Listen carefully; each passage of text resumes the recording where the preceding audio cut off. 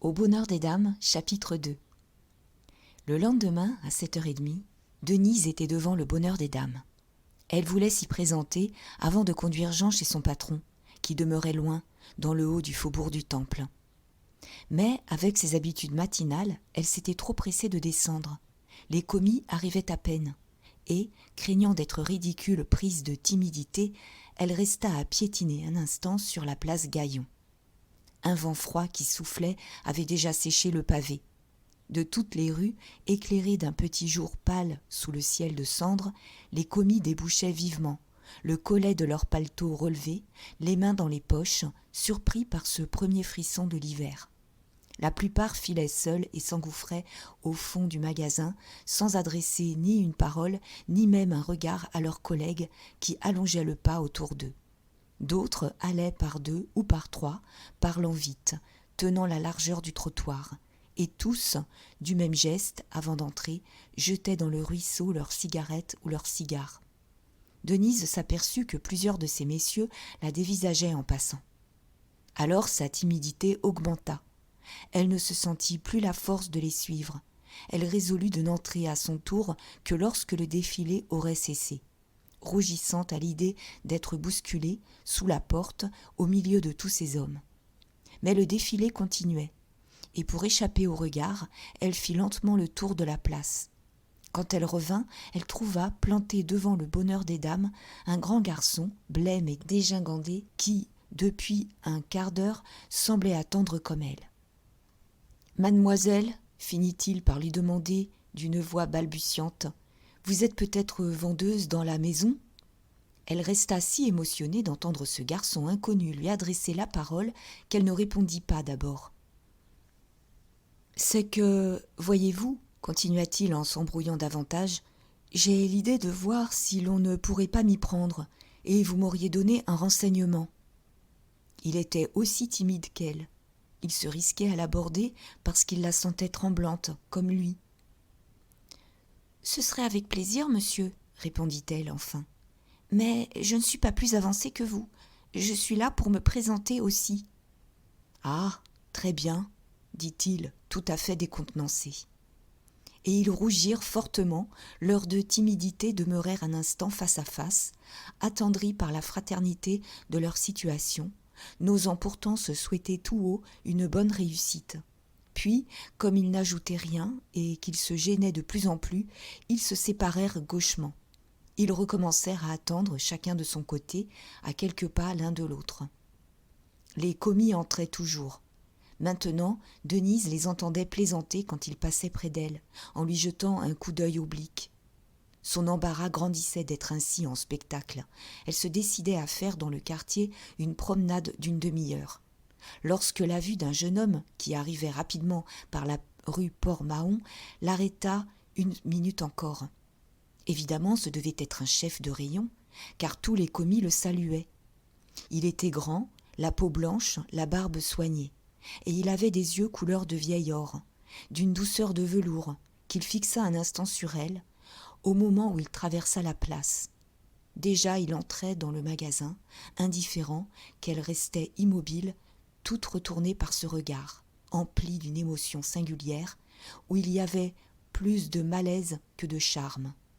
Décidément, la peur la prenait. Elle se mit à descendre lentement la rue Gaillon, puis la rue Saint-Roch, en attendant que le courage lui revînt. C'était mieux qu'un chef de rayon. C'était Octave Mouret en personne.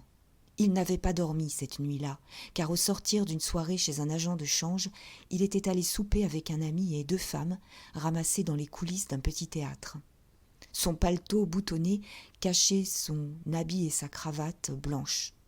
Vivement, il monta chez lui, se débarbouilla, se changea, et quand il vint s'asseoir devant son bureau, dans son cabinet de l'entresol, il était solide, l'œil vif, la peau fraîche, tout à la besogne, comme s'il eût passé 10 heures au lit. Le cabinet, vaste, meublé de vieux chênes et tendu de reps verts, avait pour seul ornement un portrait de cette madame Hédouin, dont le quartier parlait encore. Depuis qu'elle n'était plus, Octave lui gardait un souvenir attendri, se montrait reconnaissant à sa mémoire de la fortune dont elle l'avait comblé en l'épousant. Aussi, avant de se mettre à signer les traites posées sur son buvard, adressa-t-il au portrait un sourire d'homme heureux. N'était-ce pas toujours devant elle qu'il revenait travailler, après ses échappées de jeune veuf, au sortir des alcôves où le besoin du plaisir l'égarait? On frappa, et, sans attendre, un jeune homme entra, grand et maigre, aux lèvres minces, au nez pointu, très correct d'ailleurs, avec ses cheveux lissés, où des mèches grises se montraient déjà. Mouret avait levé les yeux, puis, continuant de signer, « Vous avez bien dormi, bourdoncle ?» « Très bien, merci, » répondit le jeune homme qui marchait à petits pas comme chez lui. Bourdoncle, fils d'un fermier pauvre des environs de Limoges, avait débuté jadis au Bonheur des Dames en même temps que Mouret, lorsque le magasin occupait l'angle de la place Gaillon. Très intelligent, très actif, il semblait alors devoir supplanter aisément son camarade, moins sérieux et qui avait toutes sortes de fuites, une apparente étourderie, des histoires de femmes inquiétantes, mais il n'apportait pas le coup de génie de ce Provençal passionné, ni son audace, ni sa grâce victorieuse. D'ailleurs, par un instinct d'homme sage, il s'était incliné devant lui, obéissant, et cela sans lutte, dès le commencement. Lorsque Mouret avait conseillé à ses commis de mettre leur argent dans la maison, Bourdoncle s'était exécuté un des premiers, lui confiant même l'héritage inattendu d'une tante. Et, peu à peu, après avoir passé par tous les grades, vendeur, puis second, puis chef de comptoir à la soie, il était devenu un des lieutenants du patron, le plus cher et le plus écouté, un des 6 intéressés qui aidaient celui-ci à gouverner le bonheur des dames, quelque chose comme un conseil de ministres sous un roi absolu. Chacun d'eux veillait sur une province. Bourdoncle était chargé de la surveillance générale. « Et vous, reprit-il familièrement, avez-vous bien dormi ?» Lorsque Mouret eut répondu qu'il ne s'était pas couché, il hocha la tête en murmurant « Mauvaise hygiène !»« Pourquoi donc ?» dit l'autre avec gaieté. « Je suis moins fatigué que vous, mon cher. Vous avez les yeux bouffis de sommeil. Vous vous alourdissez à être trop sage. Amusez-vous donc, ça vous fouettera les idées. » C'était toujours leur dispute amicale. Bourdoncle, au début, avait battu ses maîtresses, parce que, disait-il, elles l'empêchaient de dormir. Maintenant, il faisait profession de haïr les femmes, ayant sans doute, au dehors des rencontres dont il ne parlait pas, tant elles tenaient peu de place dans sa vie, et se contentant au magasin d'exploiter les clientes, avec un grand mépris pour leur frivolité à se ruiner en chiffons imbéciles. Mouret, au contraire, affectait des extases, restait devant les femmes ravi et câlin, emporté continuellement dans de nouveaux amours. Et ses coups de cœur étaient comme une réclame à sa vente. On eût dit qu'il enveloppait tout le sexe de la même caresse, pour mieux l'étourdir et le garder à sa merci. « J'ai vu madame Desforges cette nuit, reprit-il. Elle était délicieuse à ce bal. »« Ce n'est pas avec elle que vous avez soupé ensuite ?» demanda l'associé. Mouret se récria. « Oh, par exemple, elle est très honnête, mon cher. Non, j'ai soupé avec Héloïse, la petite des folies. Bête comme une oie, mais si drôle. » Il prit un autre paquet de traites et continua de signer. Bourdoncle marchait toujours à petits pas. Il alla jeter un coup d'œil dans la rue Neuve-Saint-Augustin par les hautes glaces de la fenêtre, puis revint en disant « Vous savez qu'elles se vengeront. »« Qui donc ?» demanda Mouret, auquel la conversation échappait. « Mais les femmes !» Alors il s'égaya davantage. Il laissa percer le fond de sa brutalité sous son air d'adoration sensuelle.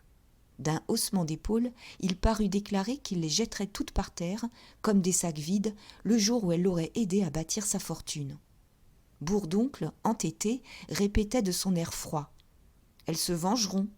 Il y en aura une qui vengera les autres. C'est fatal. »« Ah, pas peur !» cria Mouret en exagérant son accent provençal. « Celle-là n'est pas encore née, mon bon. Et si elle vient, vous savez... » Il avait levé son porte-plume, il le brandissait et il le pointa dans le vide, comme s'il eût voulu percer d'un couteau un cœur invisible.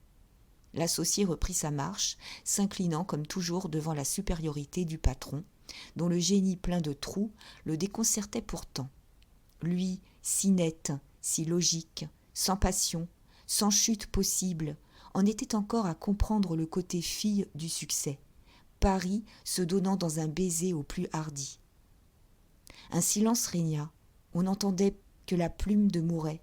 Puis, sur des questions brèves posées par lui, Bourdoncle fournit des renseignements au sujet de la grande mise en vente des nouveautés d'hiver, qui devait avoir lieu le lundi suivant. C'était une très grosse affaire. La maison y jouait sa fortune, car les bruits du quartier avaient un fond de vérité. Mouret se jetait en poète dans la spéculation, avec un tel faste, un besoin tel du colossal, que tout semblait devoir craquer sous lui.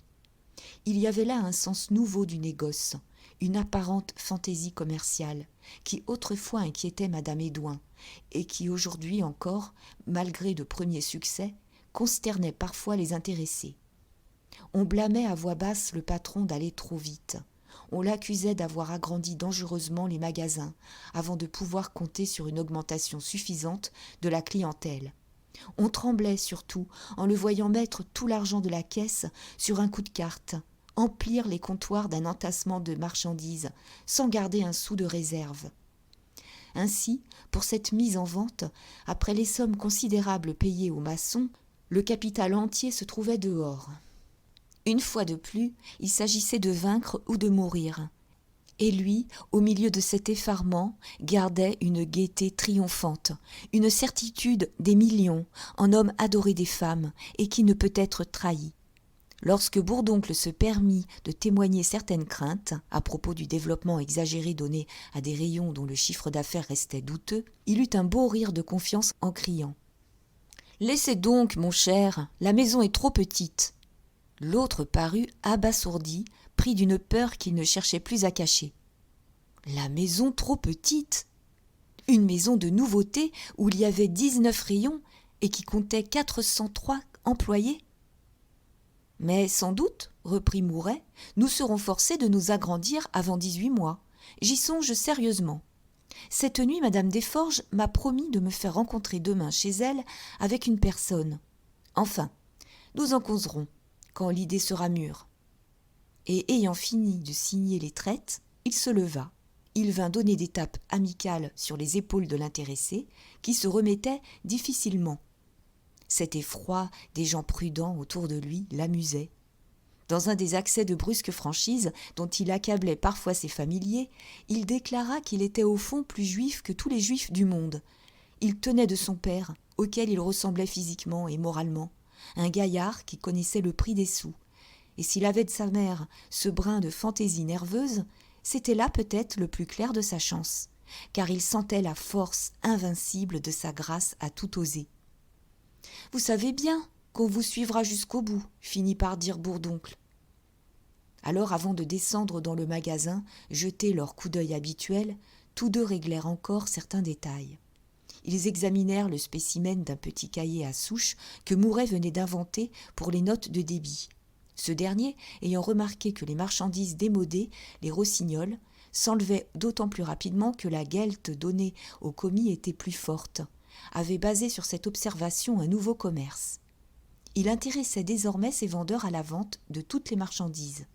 Il leur accordait un tant pour cent sur le moindre bout d'étoffe, le moindre objet vendu par eux. Mécanisme qui avait bouleversé les nouveautés, qui créait entre les commis une lutte pour l'existence, dont les patrons bénéficiaient. Cette lutte devenait du reste entre ses mains la formule favorite, le principe d'organisation qu'il appliquait constamment. Il lâchait les passions, mettait les forces en présence, laissait les gros manger les petits et s'engraissait de cette bataille des intérêts. Le spécimen du cahier fut approuvé. En haut, sur la souche et sur la note à détacher, se trouvait l'indication du rayon et le numéro du vendeur. Puis, répété également des deux côtés, il y avait des colonnes pour le métrage, la désignation des articles, les prix. Et le vendeur signait simplement la note avant de la remettre au caissier. De cette façon, le contrôle était des plus faciles.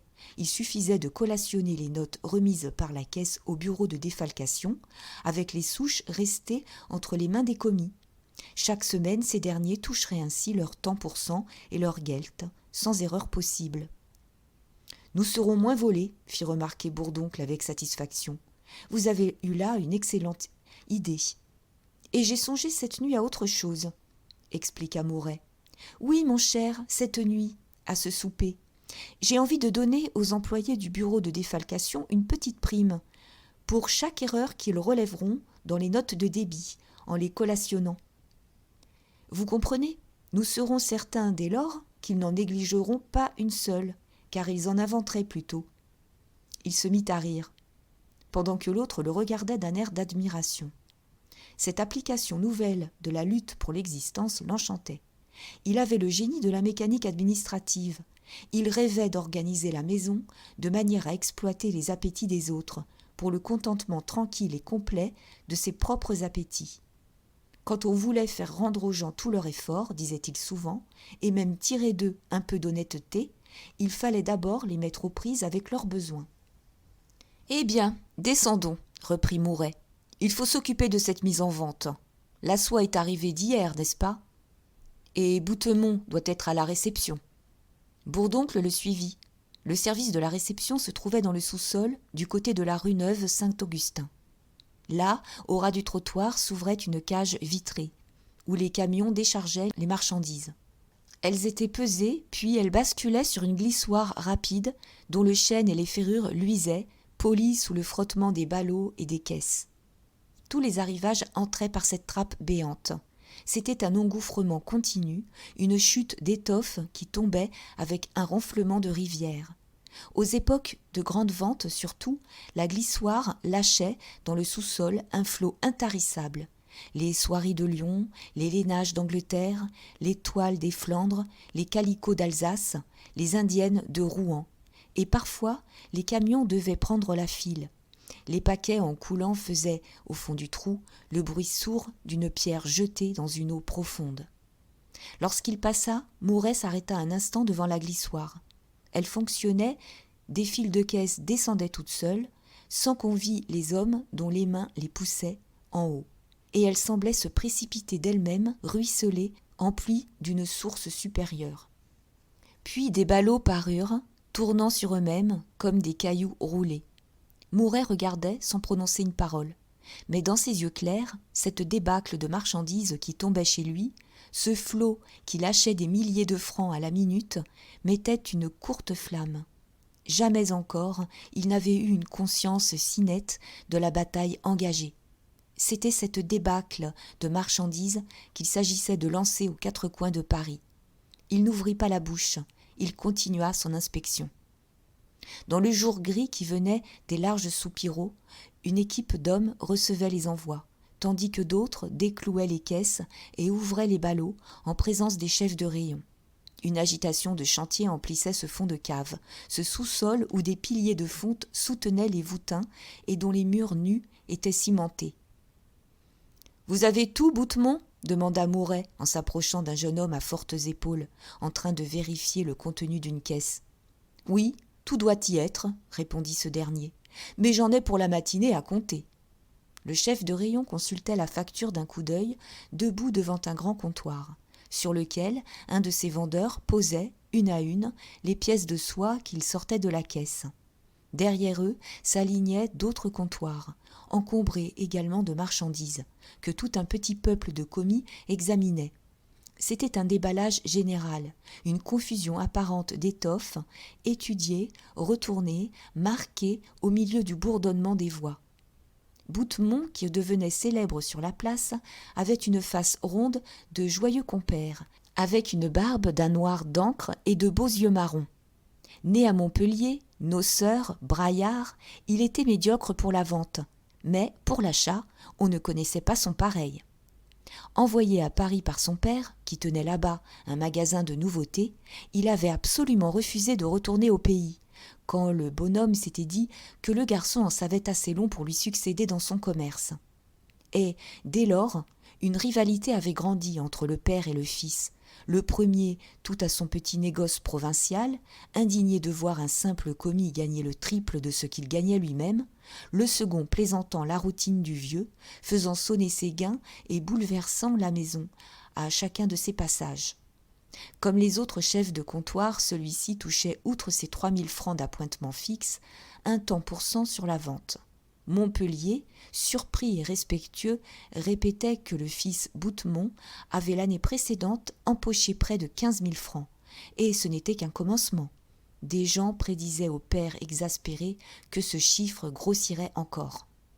Cependant, Bourdoncle avait pris une des pièces de soie dont il examinait le grain d'un air attentif d'homme compétent. C'était une faille à lisière bleue et argent, le fameux Paris Bonheur, avec laquelle Mouret comptait porter un coup décisif. « Elle est vraiment très bonne, » murmura l'intéressé. « Et elle fait surtout plus d'effet qu'elle n'est bonne, » dit Boutemont. « Il n'y a que du Monteil pour nous fabriquer ça. À mon dernier voyage, quand je me suis fâché avec Gaujean, celui-ci voulait bien mettre 100 métiers sur ce modèle, mais il exigeait 25 centimes de plus par mètre. » Presque tous les mois, Boutemont allait ainsi en fabrique, vivant des journées à Lyon, descendant dans les premiers hôtels, ayant l'ordre de traiter les fabricants à bourse ouverte. Il jouissait d'ailleurs d'une liberté absolue. Il achetait comme bon lui semblait, pourvu que, chaque année, il augmentât dans une proportion fixée d'avance le chiffre d'affaires de son comptoir. Et c'était même sur cette augmentation qu'il touchait son tant pour cent d'intérêt. En somme, sa situation, au bonheur des dames, comme celle de tous les chefs, ses collègues, se trouvait être celle d'un commerçant spécial, dans un ensemble de commerces divers, une sorte de vaste cité du négoce. « Alors, c'est décidé, » reprit-il, « nous la marquons 5 francs 60. Vous savez que c'est à peine le prix d'achat. »« Oui, 5 francs 60, » dit vivement Mouret, « et si j'étais seul, je la donnerais à perte. » Le chef de rayon eut un bon rire. « Oh, moi, je ne demande pas mieux. Ça va tripler la vente, et comme mon seul intérêt est d'arriver à de grosses recettes... » Mais Bourdoncle restait grave, les lèvres pincées. Lui touchait son tant pour cent sur le bénéfice total, et son affaire n'était pas de baisser les prix. Justement, le contrôle qu'il exerçait consistait à surveiller la marque pour que Boutemont, cédant au seul désir d'accroître le chiffre de vente, ne vendît pas à trop petit gain. Du reste, il était repris par ses inquiétudes anciennes, devant des combinaisons de réclames qui lui échappaient.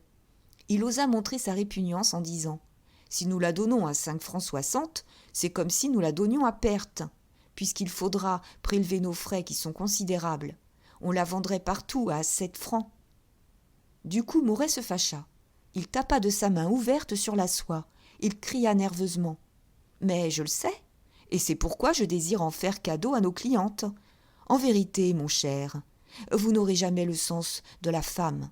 Comprenez donc qu'elles vont se l'arracher, cette soie. » « Sans doute, » interrompit l'intéressé qui s'entêtait, « et plus elles se l'arracheront, plus nous perdrons. »« Nous perdrons quelques centimes sur l'article, je le veux bien.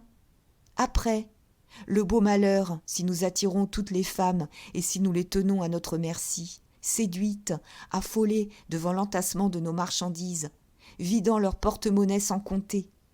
Le tout, mon cher, est de les allumer. Et il faut pour cela un article qui flatte, qui fasse époque. Ensuite, vous pouvez vendre les autres articles aussi chers qu'ailleurs. Elles croiront les payer chez vous meilleur marché. Par exemple, notre cuir d'or, ce taffetas à 7 francs 50, qui se vend par tout ce prix, va passer également pour une occasion extraordinaire et suffira à combler la perte du petit bonheur. Vous verrez. Il devenait éloquent. Comprenez-vous, je veux que dans 8 jours, le Paris Bonheur révolutionne la place. Il est notre coup de fortune, c'est lui qui va nous sauver et qui nous lancera. On ne parlera que de lui. La lisière bleue et argent sera connue d'un bout de la France à l'autre. Et vous entendrez la plainte furieuse de nos concurrents. Le petit commerce y laissera encore une aile. Enterrez tous ces brocanteurs qui crèvent de rhumatisme dans leur cave. Autour du patron, les commis qui vérifiaient les envois écoutaient en souriant. Il aimait parler et avoir raison. Bourdoncle de nouveau céda. Cependant, la caisse s'était vidée. 2 hommes en déclouaient une autre. « C'est la fabrication qui ne rit pas, » dit alors Boutemont. « À Lyon, ils sont furieux contre vous. Ils prétendent que vos bons marchés les ruinent. Vous savez que Gaujean m'a positivement déclaré la guerre ? Oui, il a juré d'ouvrir de longs crédits aux petites maisons plutôt que d'accepter mes prix. » Mouret haussa les épaules. « Si Gaujean n'est pas raisonnable, répondit-il, Gaujean restera sur le carreau. De quoi se plaignent-ils? Nous les payons immédiatement, nous prenons tout ce qu'ils fabriquent, c'est bien le moins qu'ils travaillent à meilleur compte. Et d'ailleurs, il suffit que le public en profite. Le commis vidait la seconde caisse, pendant que Boutemont s'était remis à pointer les pièces en consultant la facture.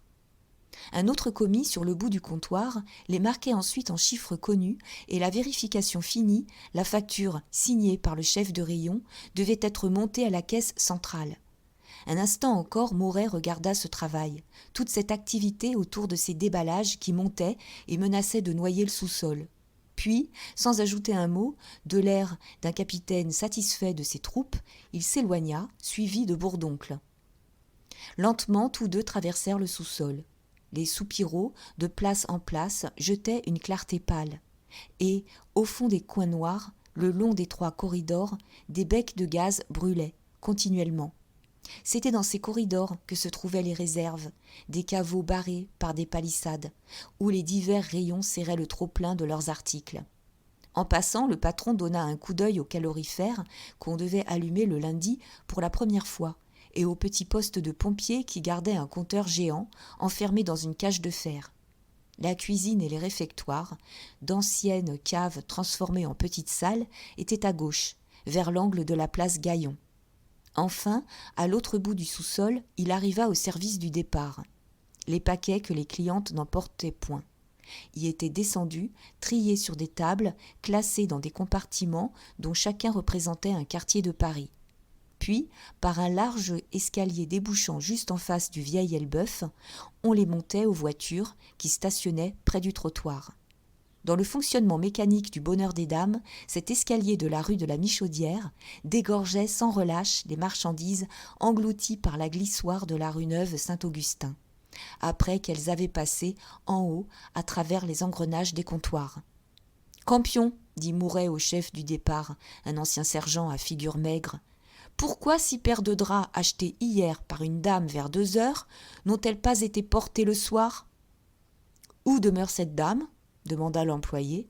« Rue de Rivoli, au coin de la rue d'Alger. »« Madame Desforges. » À cette heure matinale, les tables de triage étaient nues. Les compartiments ne contenaient que les quelques paquets restés de la veille. Pendant que Campion fouillait parmi ces paquets, après avoir consulté un registre, Bourdoncle regardait Mouret en songeant que ce diable d'homme savait tout.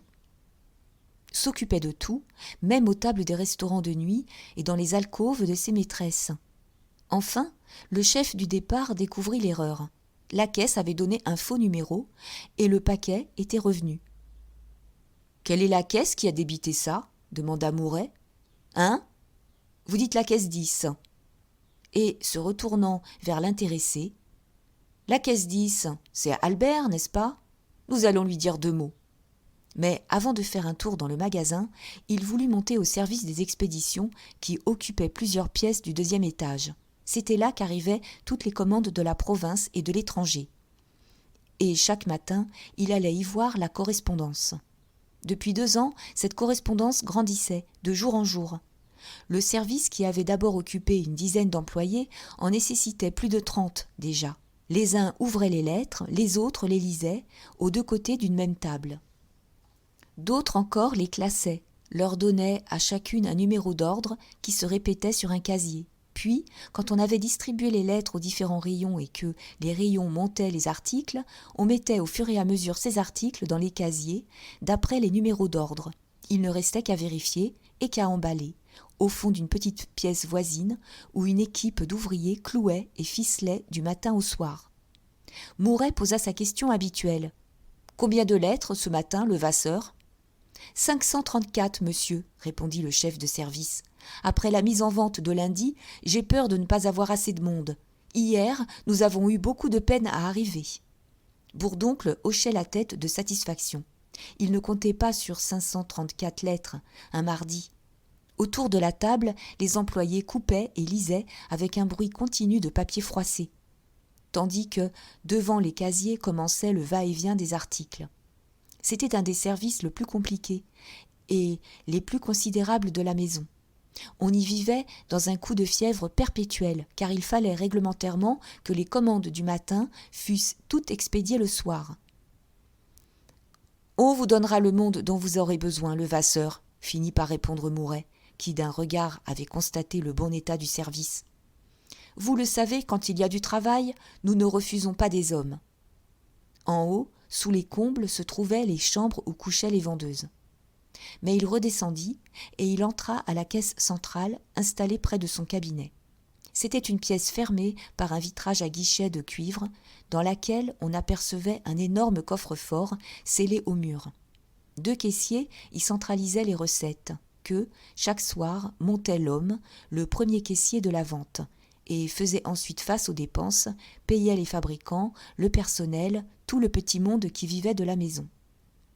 La caisse communiquait avec une autre pièce, meublée de cartons verts, où 10 employés vérifiaient les factures. Puis venait encore un bureau, le bureau de défalcation. 6 jeunes gens penchés sur des pupitres noirs, ayant derrière eux des collections de registres, y arrêtaient les comptes du temps pour cent des vendeurs, en collationnant les notes de débit. Ce service, tout nouveau, fonctionnait mal. Mouret et Bourdoncle avaient traversé la caisse et le bureau de vérification. Quand ils passèrent dans l'autre bureau, les jeunes gens qui riaient, le nez en l'air, eurent une secousse de surprise. Alors Mouret, sans les réprimander, leur expliqua le système de la petite prime qu'il avait imaginé de leur payer pour chaque erreur découverte dans les notes de débit. Et quand il fut sorti, les employés, cessant de rire et comme fouettés, se remirent passionnément au travail, cherchant des erreurs. Au rez-de-chaussée, dans le magasin, Mouret alla droit à la caisse 10, où Albert l'homme se polissait les ongles en attendant la clientèle. On disait couramment « la dynastie des Lhomme », depuis que Madame Aurélie, la première des confections, après avoir poussé son mari au poste de premier caissier, était parvenue à obtenir une caisse de détail pour son fils, un grand garçon pâle et vicieux qui ne pouvait rester nulle part et qui lui donnait les plus vives inquiétudes. Mais, devant le jeune homme, Mouret s'effaça. Il répugnait à compromettre sa grâce dans un métier de gendarme. Il gardait par goût et par tactique son rôle de dieu aimable. Légèrement, du coude, il toucha Bourdoncle, l'homme chiffre, qu'il chargeait d'ordinaire des exécutions. « Monsieur Albert, dit ce dernier sévèrement, vous avez encore mal pris une adresse. Le paquet est revenu. C'est insupportable. » Le caissier crut devoir se défendre, appela en témoignage le garçon qui avait fait le paquet. Ce garçon, nommé Joseph, appartenait lui aussi à la dynastie des Lhomme, car il était le frère de lait d'Albert, et il devait sa place à l'influence de Madame Aurélie. Comme le jeune homme voulait lui faire dire que l'erreur venait de la cliente, il balbutiait, il tordait la barbiche qui allongeait son visage couturé, combattu entre sa conscience d'ancien soldat et sa gratitude pour ses protecteurs. « Laissez donc Joseph tranquille !» finit par crier Bourdoncle. « Et surtout, ne répondez pas davantage. Ah, vous êtes heureux que nous ayons égard au bon service de votre mère !» Mais à ce moment, l'homme accourut. De sa caisse, située près de la porte, il apercevait celle de son fils, qui se trouvait au rayon de la ganterie. Déjà tout blanc, alourdi par sa vie sédentaire, il avait une figure molle, effacée, comme usée au reflet de l'argent qu'il comptait sans relâche. Son bras amputé ne le gênait nullement dans cette besogne, et l'on allait même, par curiosité, le voir vérifier la recette, tellement les billets et les pièces glissaient rapidement dans sa main gauche, la seule qui lui restât. Fils d'un précepteur du Chablis, il était tombé à Paris comme employé aux Écritures chez un négociant du port au vin. Puis, demeurant rue Cuvier, il avait épousé la fille de son concierge, petit tailleur alsacien. Et, depuis ce jour, il était resté soumis devant sa femme, dont les facultés commerciales le frappaient de respect. Elle se faisait plus de 12 000 francs aux confections, tandis que lui touchait seulement 5 000 francs d'appointements fixes. Et sa déférence pour une femme apportant de telles sommes dans le ménage s'élargissait jusqu'à son fils, qui venait d'elle. « Quoi donc ?» murmura-t-il. « Albert est en faute ?» Alors, selon son habitude, Mouret rentra en scène pour jouer le rôle du bon prince. Quand Bourdoncle s'était fait craindre, lui soignait sa popularité. Une bêtise, murmura-t-il. Mon cher l'homme, votre Albert est un étourdi qui devrait bien prendre exemple sur vous. Puis, changeant de conversation, se montrant plus aimable encore. Et ce concert, l'autre jour, étiez-vous bien placé ? Une rougeur monta aux joues blanches du vieux caissier. Il n'avait que ce vice, la musique, un vice secret qu'il satisfaisait solitairement, courant les théâtres, les concerts, les auditions. Malgré son bras amputé, il jouait du corps grâce à un système ingénieux de pinces. Et comme Madame L'Homme détestait le bruit, il enveloppait son instrument de drap, le soir, ravi quand même, jusqu'à l'extase, par les sons étrangement sourds qu'il en tirait. Au milieu de la débandade forcée de leur foyer, il s'était fait dans la musique un désert. Ça, et l'argent de sa caisse, il ne connaissait rien d'autre, en dehors de son admiration pour sa femme.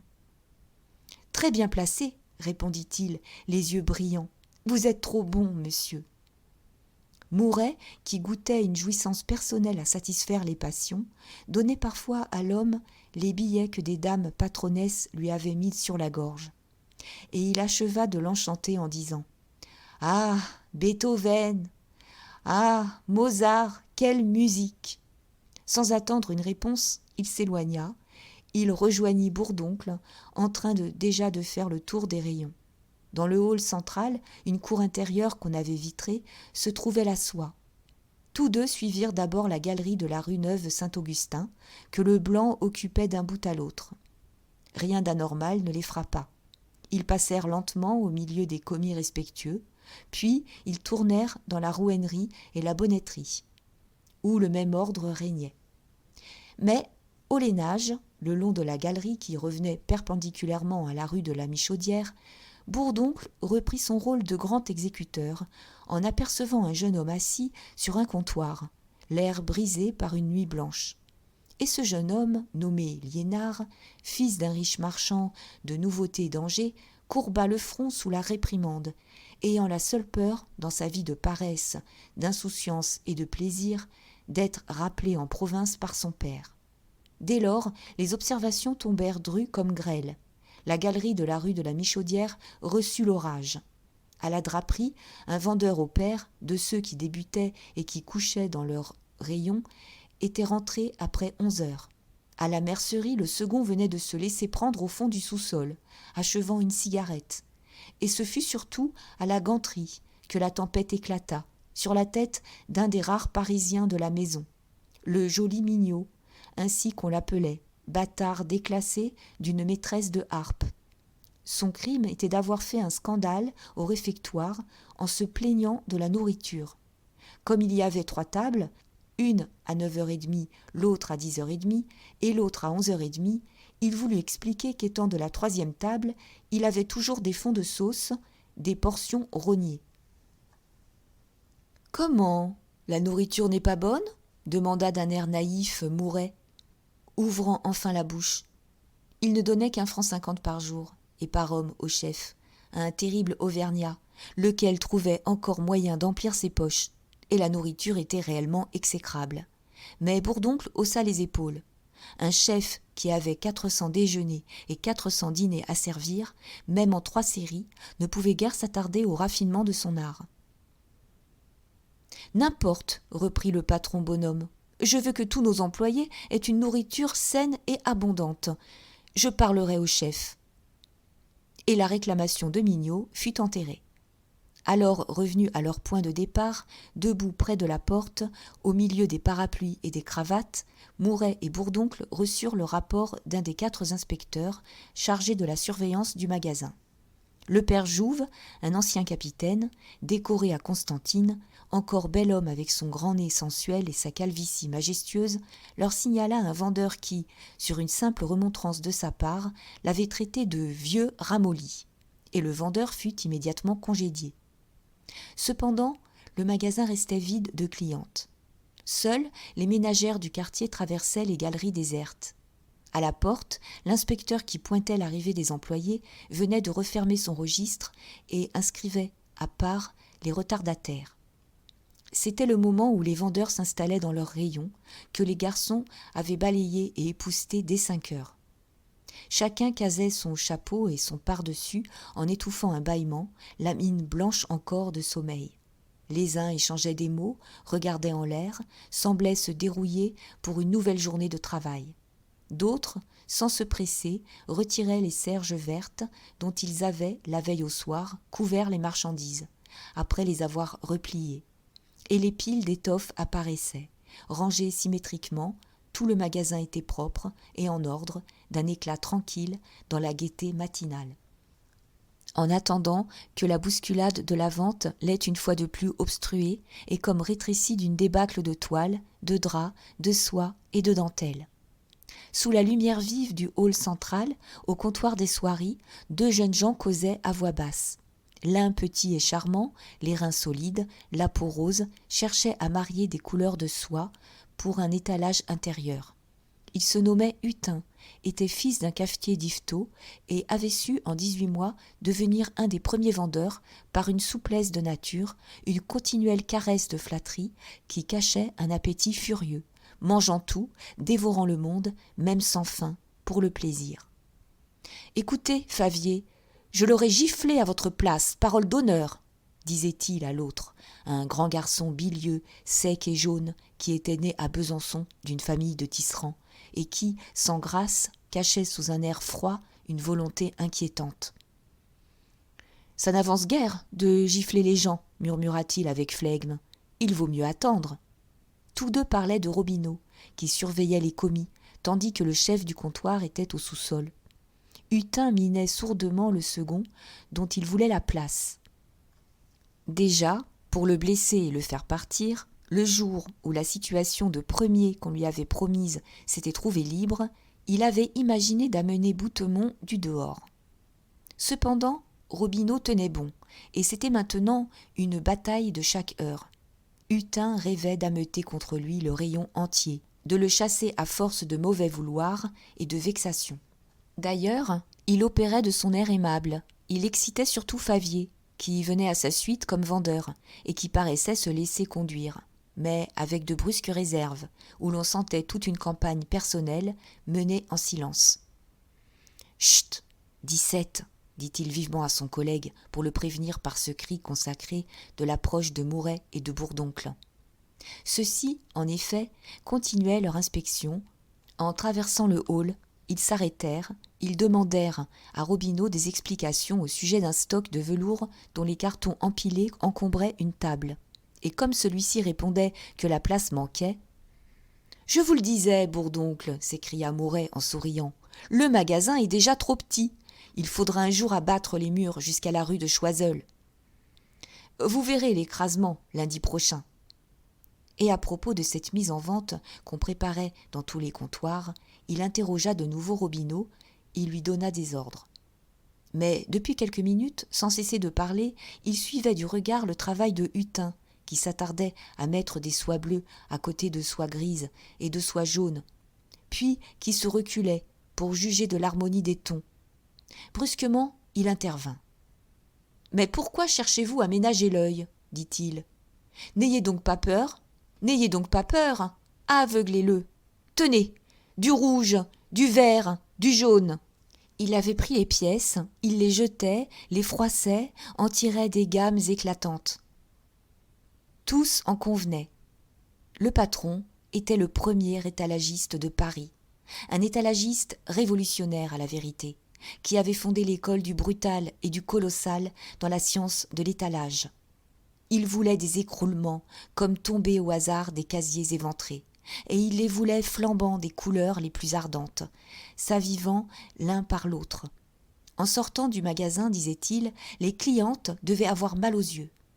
Hutin, qui, au contraire, était de l'école classique de la symétrie et de la mélodie cherchée, dans les nuances, le regardait allumer cet incendie d'étoffe au milieu d'une table, sans se permettre la moindre critique, mais les lèvres pincées par une moue d'artiste dont une telle débauche blessait les convictions. « Voilà !» cria Mouret, quand il eut fini. « Et laissez-le. Vous me direz s'il raccroche les femmes. Lundi. » Justement, comme il rejoignait Bourdoncle et Robineau, une femme arrivait, qui resta quelques secondes plantée et suffoquée devant l'étalage. C'était Denise.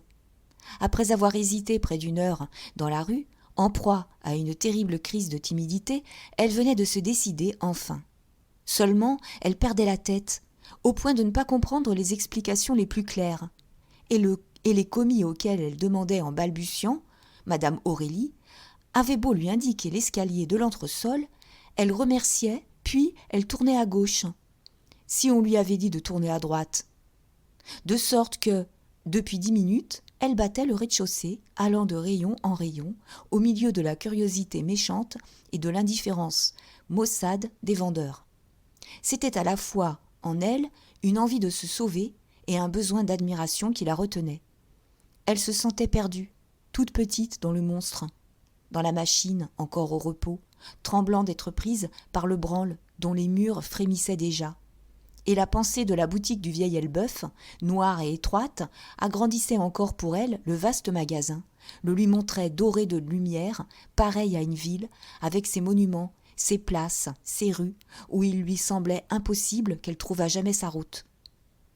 Cependant, elle n'avait point osé jusque-là se risquer dans le hall des soieries, dont le haut plafond vitré, les comptoirs luxueux, l'air d'église lui faisaient peur. Puis, quand elle y était enfin entrée, pour échapper aux commis du blanc qui riaient, elle avait comme buté tout d'un coup contre l'étalage de Mouret. Et malgré son effarement, la femme se réveillant en elle, les joues subitement rouges, elle s'oubliait à regarder flamber l'incendie des soies. « Tiens, dit crûment Hutin à l'oreille de Favier, la grue de la place Gaillon. » Mouret, tout en affectant d'écouter Bourdoncle et Robineau, était flatté au fond du saisissement de cette fille pauvre, de même qu'une marquise est remuée par le désir brutal d'un charretier qui passe. Mais Denise avait levé les yeux et elle se troubla davantage quand elle reconnut le jeune homme qu'elle prenait pour un chef de rayon. Elle s'imagina qu'il la regardait avec sévérité. Alors, ne sachant plus comment s'éloigner, égarée tout à fait, elle s'adressa une fois encore au premier commis venu, à Favier qui se trouvait près d'elle. « Madame Aurélie, s'il vous plaît. » Favier, désagréable, se contenta de répondre de sa voix sèche. « À l'entresol. » Et Denise, ayant hâte de n'être plus sous les yeux de tous ces hommes, disait merci et tournait de nouveau le dos à l'escalier, lorsque Hutin céda naturellement à son instinct de galanterie. Il l'avait traité de grue, et ce fut de son air aimable de beau vendeur qu'il l'arrêta. « Non, par ici, mademoiselle, si vous voulez bien vous donner la peine. » Même il fit quelques pas devant elle, la conduisit au pied de l'escalier qui se trouvait à la gauche du hall. Là, il inclina la tête, il lui sourit du sourire qu'il avait pour toutes les femmes. « En haut, tournez à gauche, les confections sont en face. » Cette politesse caressante remuait profondément Denise. C'était comme un secours fraternel qui lui arrivait. Elle avait levé les yeux, elle contemplait Hutin et tout en lui la touchait. Le joli visage, le regard dont le sourire dissipait sa crainte, la voix qui lui semblait d'une douceur consolante. Son cœur se gonfla de gratitude. Elle donna son amitié, dans les quelques paroles décousues que l'émotion lui permit de balbutier. « Vous êtes trop bon. Ne vous dérangez pas. Merci 1000 fois, monsieur. » Déjà Hutin rejoignait Favier, auquel il disait tout bas de sa voix crue. « Hein, quel désossé !» En haut, la jeune fille tomba droit dans le rayon des confections. C'était une vaste pièce, entourée de hautes armoires en chêne sculpté et dont les glaces sans teint donnaient sur la rue de la Michaudière. 5 ou 6 femmes, vêtues de robes de soie, très coquettes avec leurs chignons frisés et leurs crinolines rejetées en arrière, s'y agitaient en causant. Une grande et mince, la tête trop longue, ayant une allure de cheval échappé, s'était adossée à une armoire, comme brisée, déjà de fatigue. « Madame Aurélie » répéta Denise. La vendeuse la regarda sans répondre, d'un air de dédain pour sa mise pauvre, puis, s'adressant à une de ses camarades, petite, d'une mauvaise chair blanche, avec une mine innocente et dégoûtée, elle demanda « Mademoiselle Vadon, savez-vous où est la première ?» Celle-là, qui était en train de ranger des rotondes par ordre de taille, ne prit même pas la peine de lever la tête. « Non, mademoiselle Prunaire, je n'en sais rien, dit-elle du bout des lèvres. « Un silence se fit. Denise restait immobile, et personne ne s'occupait plus d'elle. Pourtant, après avoir attendu un instant, elle s'enhardit jusqu'à poser une nouvelle question. « Croyez-vous que madame Aurélie reviendra bientôt ?» Alors, la seconde du rayon, une femme maigre et laide, qu'elle n'avait pas vue, une veuve à la mâchoire saillante et aux cheveux durs, lui cria d'une armoire où elle vérifiait des étiquettes. « Attendez, si c'est à madame Aurélie en personne que vous désirez parler. » Et questionnant une autre vendeuse, elle ajouta. « Est-ce qu'elle n'est pas à la réception ?»« Non, madame Frédéric, je ne crois pas, » répondit celle-ci. « Elle n'a rien dit, elle ne peut pas être loin. » Denise, ainsi renseignée, demeura debout. Il y avait bien quelques chaises pour les clientes, mais comme on ne lui disait pas de s'asseoir, elle n'osa en prendre une, malgré le trouble qui lui cassait les jambes. Évidemment, ces demoiselles avaient flairé la vendeuse qui venait se présenter, et elle la dévisageait, elle la déshabillait du coin de l'œil, sans bienveillance, avec la sourde hostilité des gens à table qui n'aiment pas se serrer pour faire place aux fins du dehors. Son embarras grandit. Elle traversa la pièce à petits pas et alla regarder dans la rue afin de se donner une contenance. Juste devant elle, le vieil Elbeuf, avec sa façade rouillée et ses vitrines mortes, lui parut si laid, si malheureux, vu ainsi du luxe et de la vie où elle se trouvait, qu'une sorte de remords acheva de lui serrer le cœur. « Dites, chuchotait la grande Prunaire à la petite Vadon, avez-vous vu ces bottines ?»« Et la robe donc » murmurait l'autre. Les yeux toujours vers la rue, Denise se sentait manger. Mais elle était sans colère. Elle ne les avait trouvées belles, ni l'une ni l'autre. Pas plus la grande avec son chignon de cheveux roux tombant sur son cou de cheval, que la petite avec son teint de lait tourné, qui amollissait sa face plate et comme sans os. Clara Prunaire, fille d'un sabotier des bois de Vivet, débauchée par les valets de chambre au château de Mareuil, quand la comtesse la prenait pour les raccommodages, était venue plus tard d'un magasin de Langres et se vengeait à Paris sur les hommes des coups de pied dont le père Prunaire lui bleuissait les reins. Marguerite Vadon, née à Grenoble, où sa famille tenait un commerce de toile, avait dû être expédiée au Bonheur des Dames pour y cacher une faute, un enfant fait par hasard. Et elle se conduisait très bien. Elle devait retourner là-bas, diriger la boutique de ses parents et épouser un cousin qui l'attendait. « Ah bien, reprit à voix basse Clara, en voilà une qui ne pèsera pas lourd ici. » Mais elles se turent. Une femme d'environ 45 ans entrait. C'était madame Aurélie, très forte, sanglée dans sa robe de soie noire, dont le corsage, tendu sous la rondeur massive des épaules et de la gorge, luisait comme une armure. Elle avait sous des bandeaux sombres de grands yeux immobiles, la bouche sévère, les joues larges et un peu tombantes. Et, dans sa majesté de première, son visage prenait l'enflure d'un masque empâté de César. « Mademoiselle Vadon, dit-elle d'une voix irritée, vous n'avez donc pas remis hier à l'atelier le modèle du manteau à taille ?»« Il y avait une retouche à faire, madame, répondit la vendeuse, et c'est madame Frédéric qui l'a gardée. » Alors la seconde tira le modèle d'une armoire et l'explication continua. Tout pliait devant madame Aurélie, quand elle croyait avoir à défendre son autorité. Très vaniteuse, au point de ne pas vouloir être appelée de son nom de l'homme qui la vexait, et de renier la loge de son père, dont elle parlait comme d'un tailleur en boutique, elle n'était bonne femme que pour les demoiselles souples et caressantes, tombant en admiration devant elle. Autrefois, dans l'atelier de confection qu'elle avait voulu monter à son compte, elle s'était aigrie, sans cesse traquée par la mauvaise chance, exaspérée de se sentir des épaules à porter la fortune et de n'aboutir qu'à des catastrophes. Et, aujourd'hui encore, même après son succès au Bonheur des Dames, où elle gagnait 12 000 francs par an, il semblait qu'elle gardât une rancune au monde. Elle se montrait dure pour les débutantes, comme la vie s'était d'abord montrée dure pour elle. « Assez de paroles, finit-elle par dire sèchement. Vous n'êtes pas plus raisonnable que les autres, madame Frédéric. Qu'on fasse la retouche tout de suite. » Pendant cette explication, Denise avait cessé de regarder dans la rue. Elle se doutait bien que cette dame était madame Aurélie. Mais, inquiétée par les éclats de sa voix, elle restait debout, elle attendait toujours. Les vendeuses, enchantées d'avoir mis aux prises la première et la seconde du rayon, étaient retournées à leur besogne, d'un air de profonde indifférence. Quelques minutes se passèrent. Personne n'avait la charité de tirer la jeune fille de sa gêne. Enfin, ce fut madame Aurélie elle-même qui l'aperçut et qui, s'étonnant de la voir immobile, lui demanda ce qu'elle désirait. « Madame Aurélie, je vous prie ?»« C'est moi. » Denise avait la bouche sèche, les mains froides, reprise d'une de ses anciennes peurs d'enfant lorsqu'elle tremblait d'être fouettée. Elle bégaya sa demande, dut la recommencer pour la rendre intelligible. Madame Aurélie la regardait de ses grands yeux fixes, sans qu'un pli de son masque d'empereur daignât s'attendrir. « Quel âge avez-vous donc ?»« 20 ans, madame. »« Comment 20 ans ? Mais vous n'en paraissez pas 16. » De nouveau les vendeuses levaient la tête. Denise se hâta d'ajouter « Oh, je suis très forte !»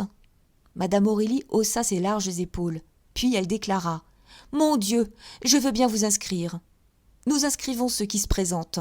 Mademoiselle Prunaire, donnez-moi le registre. On ne le trouva pas tout de suite. Il devait être entre les mains de l'inspecteur Jouve. Comme la grande Clara allait le chercher, Mouret arriva, toujours suivi de Bourdoncle. Ils achevaient le tour des comptoirs de l'entresol. Ils avaient traversé les dentelles, les châles, les fourrures, l'ameublement, la lingerie, et ils finissaient par les confections. Madame Aurélie s'écarta, causa un moment avec eux d'une commande de paletot qu'elle comptait faire chez un des gros entrepreneurs de Paris. D'ordinaire, elle achetait directement et sous sa responsabilité, mais pour les achats importants, elle préférait consulter la direction. Ensuite, Bourdoncle lui conta la nouvelle négligence de son fils Albert, qui parut la désespérer. Cet enfant la tuerait. Au moins le père, s'il n'était pas fort, avait pour lui de la conduite. Toute cette dynastie des Lhomme, dont elle était le chef incontesté, lui donnait parfois bien du mal. Cependant, Mouret, surpris de retrouver Denise, se pencha pour demander à madame Aurélie ce que cette jeune fille faisait là. Et, quand la première eut répondu qu'elle se présentait comme vendeuse, Bourdoncle, avec son dédain de la femme, fut suffoqué de cette prétention. « Allons donc, murmura-t-il, c'est une plaisanterie. Elle est trop laide. »« Le fait est qu'elle n'a rien de beau, » dit Mouret, n'osant la défendre, bien que touché encore de son extase en bas, devant l'étalage. Mais on apportait le registre, et madame Aurélie revint vers Denise. Celle-ci ne faisait décidément pas une bonne impression. Elle était très propre, dans sa mince robe de laine noire. On ne s'arrêtait pas à cette pauvreté de la mise, car on fournissait l'uniforme, la robe de soie réglementaire. Seulement, elle paraissait bien chétive, et elle avait le visage triste. Sans exiger des filles belles, on les voulait agréables pour la vente. Et sous les regards de ces dames et de ces messieurs qui l'étudiaient, qui la pesaient comme une jument que des paysans marchandent à la foire, Denise achevait de perdre contenance. « Votre nom ?» demanda la première, la plume à la main, prête à écrire sur le bout d'un comptoir. « Denise Baudu, madame. »« Votre âge ?»« 20 ans et 4 mois. » Et elle répéta, en se hasardant à lever les yeux sur Mouret, sur ce prétendu chef de rayon qu'elle rencontrait toujours et dont la présence la troublait. « Je n'en ai pas l'air, mais je suis très solide. » On sourit. Bourdoncle regardait ses ongles avec impatience. La phrase d'ailleurs tomba au milieu d'un silence décourageant. « Dans quelle maison avez-vous été à Paris ?» reprit la première. « Mais, madame, j'arrive de Valognes. » Ce fut un nouveau désastre. D'ordinaire, le bonheur des dames exigeait de ses vendeuses un stage d'1 an dans une des petites maisons de Paris. Denise alors désespéra. Et, sans la pensée des enfants, elle serait partie pour mettre fin à cet interrogatoire inutile.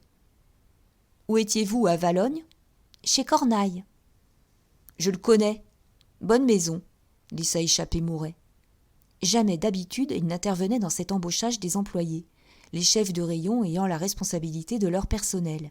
Mais, avec son sens délicat de la femme, il sentait chez cette jeune fille un charme caché, une force de grâce et de tendresse, ignorée d'elle-même. La bonne renommée de la maison de début était d'un grand poids. Souvent, elle décidait de l'acceptation. Madame Aurélie continua d'une voix plus douce. « Et pourquoi êtes-vous sortie de chez Cornaille ?»« Des raisons de famille, » répondit Denise en rougissant. « Nous avons perdu nos parents. J'ai dû suivre mes frères. D'ailleurs, voici un certificat. » Il était excellent. Elle recommençait à espérer, quand une dernière question la gêna. « Avez-vous d'autres références à Paris ? Où demeurez-vous ? » ?»« Chez mon oncle, » murmura-t-elle, hésitant à le nommer, craignant qu'on ne voulût jamais de la nièce d'un concurrent. « C'est mon oncle Baudu, là, en face. » Du coup, Mouret intervint une seconde fois. « Comment ? Vous êtes la nièce de Baudu ? Est-ce que c'est Baudu qui vous envoie ? » ?»« Oh non, monsieur !» Et elle ne put s'empêcher de rire, tant l'idée lui parut singulière. Ce fut une transfiguration. Elle restait rose, et le sourire, sur sa bouche un peu grande, était comme un épanouissement du visage entier. Ses yeux gris prirent une flamme tendre, ses joues se creusèrent d'adorables fossettes, ses pâles cheveux eux-mêmes semblèrent voler dans la gaieté bonne et courageuse de tout son être. « Mais elle est jolie, » dit tout bas Mouret à Bourdoncle. L'intéressé refusa d'en convenir d'un geste d'ennui. Clara avait pincé les lèvres, tandis que Marguerite tournait le dos. Seule madame Aurélie approuva Mouret de la tête quand il reprit. « Votre oncle a eu tort de ne pas vous amener. Sa recommandation suffisait. On prétend qu'il nous en veut. Nous sommes d'esprit plus large, et s'il ne peut occuper sa nièce dans sa maison, eh bien, nous lui montrerons que sa nièce n'a eu qu'à frapper chez nous pour être accueillie. Répétez-lui que je l'aime toujours beaucoup, qu'il doit s'en prendre non pas à moi, mais aux nouvelles conditions du commerce. Et dites-lui qu'il achèvera de se couler s'il s'entête dans un tas de vieilleries ridicules. » Denise redevint toute blanche. C'était Mouret. Personne n'avait dit son nom, mais il se désignait lui-même, et elle le devinait maintenant. Elle comprenait pourquoi ce jeune homme lui avait causé une telle émotion, dans la rue, au rayon des soieries, à présent encore. Cette émotion, où elle ne pouvait lire, pesait de plus en plus sur son cœur. Comme un poids trop lourd. Toutes les histoires contées par son oncle revenaient à sa mémoire. Grandissant Mouret, l'entourant d'une légende, faisant de lui le maître de la terrible machine qui depuis le matin la tenait dans les dents de fer de ses engrenages. Et derrière sa jolie tête, à la barbe soignée, aux yeux couleur de vieil or, elle voyait la femme morte, cette madame Édouin dont le sang avait scellé les pierres de la maison. Alors elle fut reprise du froid de la veille. Elle crut qu'elle avait simplement peur de lui. Madame Aurélie cependant fermait le registre. Il lui fallait une seule vendeuse, et il y avait déjà 10 demandes inscrites. Mais elle était trop désireuse d'être agréable au patron pour hésiter. La demande, toutefois, suivrait son cours. L'inspecteur Jouve irait au renseignement, ferait son rapport, et la première prendrait une décision. « C'est bien, mademoiselle, dit-elle majestueusement, pour réserver son autorité. On vous écrira. » L'embarras tint encore Denise immobile, pendant un instant. Elle ne savait de quel pied sortir, au milieu de tout ce monde. Enfin, elle remercia madame Aurélie, et lorsqu'elle dut passer devant Mouret et Bourdoncle, elle salua. Ceux-ci, d'ailleurs, qui ne s'occupaient déjà plus d'elle, ne lui rendirent pas même son salut, très attentifs à examiner avec madame Frédéric le modèle du manteau à taille. Clara eut un geste vexé en regardant Marguerite, comme pour prédire que la nouvelle vendeuse n'aurait pas beaucoup d'agréments au rayon. Sans doute Denise sentit derrière elle cette indifférence et cette rancune, car elle descendit l'escalier avec le même trouble qu'elle l'avait monté, en proie à une singulière angoisse, se demandant si elle devait se désespérer ou se réjouir d'être venue. Pouvait-elle compter sur la place ? Elle recommençait à en douter dans le malaise qui l'avait empêchée de comprendre nettement. De toutes ces sensations, 2 persistaient et effaçaient peu à peu les autres. Le coup porté en elle par Mouret, profond jusqu'à la peur, puis l'amabilité de Hutin, la seule joie de sa matinée, un souvenir d'une douceur charmante qui l'emplissait de gratitude. Quand elle traversa le magasin pour sortir, elle chercha le jeune homme, heureuse à l'idée de le remercier encore des yeux, et elle fut triste de ne pas le voir.